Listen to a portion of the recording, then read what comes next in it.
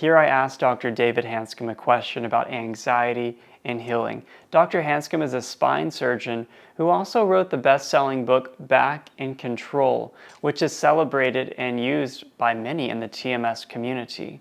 Dr. Hanscom is here to answer this question, which is, how can I calm anxiety to reduce pelvic floor dysfunction? Hi, Michael. Thanks for asking the question about anxiety and pelvic floor dysfunction. It's a big question, and what I'm going to do today is just explain the problem. And first of all, people think anxiety is a psychological issue. It is not. And every living creature survives by processing their life's challenges or stresses. Your brain takes the input in and sends out signals to your body of safety or threat. So when you're in threat, you're in fight or flight. Your body's chemistry is full of neurotransmitters that are excitatory. Your metabolism or fuel consumption goes up.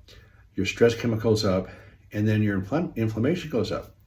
So what happens, that sensation generated by your fight or flight response is called anxiety. So my cat has the same issue, but she doesn't have language. She doesn't call it anxiety. So again, it's the essence of life. It's a gift. And avoiding the sensation drives pretty much all living creatures' behavior, especially humans. Humans have an additional factor which is huge, and that is we have language and we have thoughts and concepts that create that same fight or flight response. So any unpleasant thought creates a reaction in your body that fires up the nervous system. So we have a bidirectional problem here, is that your fired up brain actually fires up thoughts. Your thoughts fire up the nervous system. And as long as the nervous system is fired up, you have all these ruts, repetitive, unpleasant thoughts. So what does that have to do with pelvic floor dysfunction? Well, a high percent of people with pelvic floor dysfunction, mostly female, but also males, have a history of sexual trauma. And people talk about trauma being stored in the body, and the memory of the trauma is stored, but it's not permanently stored. Your body changes every second. But you have a life outlook that anytime you come across a situation that's similar to the trauma you went through, you become anxious. That's what your brain's supposed to do. So we're programmed that prior experiences are dangerous, either perceived as dangerous or are dangerous. And when your brain lands on that thought about the prior trauma, bam, your body goes into fight or flight. So it's a linkage system. So sensation we call anxiety, again, is a physiological state. What happens with pelvic floor dysfunction is that, again, the nerve conductions increase, your brain's inflamed, your autonomic nervous system, which controls bowel and bladder and pelvic floor functions, is not in balance anymore. And so your nerve conduction's doubled, your brain's inflamed, and you just can't function. So even though, quote, mental input started the problem, is that your stresses or triggers translate in physiology, translates into symptoms or dysfunction. So the other problem with that is we go through talk therapy, et cetera, to try to solve the anxiety around these issues, and it doesn't work. And why is that? Well, again, when you're anxious or frustrated, something in the present triggers something from the past that was dangerous, either real danger or perceived danger.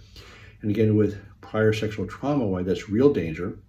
And so even though the danger may not be there today, any sound person, situation that resembles that thing in the past actually triggers a response. So then you get a situation where you're trying to be intimate and you're connected to prior trauma. It's one of the more intense connections that the brain can have. So the brain works as a linkage system. We can program the brain. Once those circuits are in there, they are permanent. You cannot get rid of them. So what do? So that's sort of a detailed topic for another conversation. But in essence, what you're doing, we call it dynamic healing. You have your sensory input or your circumstances or your stresses. Then you have your nervous system collecting all these signals through all these sensors.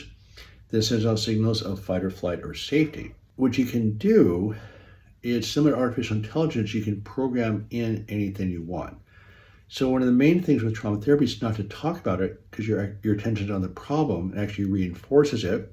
Reassurance doesn't work. So what you're trying to do is like training a feral cat to feel safe, is that you learn how to feel safe now when you are safe. right now you're linked to situations from the past that you're perceived as dangerous and were dangerous. So intellectually knowing you're safe now doesn't change the triggers. So what you have to do is called neuroplasticity. You can change the structure of your brain any way you want. Not positive thinking, but it's reprogramming. And the sequence is awareness, separation, and then reprogramming. So you become aware of the triggers, you learn to be with them, you train your brain to not react to them. In other words, you learn to feel safe. And again, it's like taking a feral cat. You can't talk to this cat. You had to actually hold it carefully and graduate the levels.